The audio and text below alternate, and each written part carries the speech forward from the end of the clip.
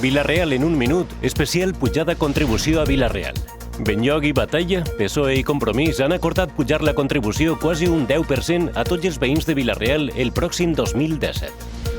Aquesta desproporcionada pujada del principal impost que paguem els veïns a l'Ajuntament és conseqüència directa de les decisions preses sense cap control per part de l'equip de govern de Benlloc.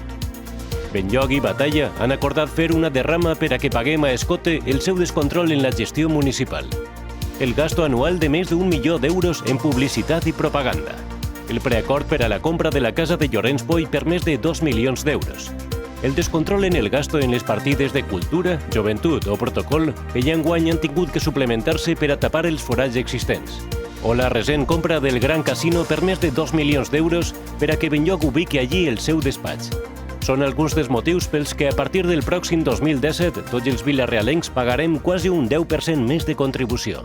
El Partit Popular, l'any 2011, últim any de govern popular, va demanar als veïns un esforç de 16.606.000 euros. Per contra, l'any que ve, Benlloc exigís als veïns un esforç en la contribució de 20.743.800 euros.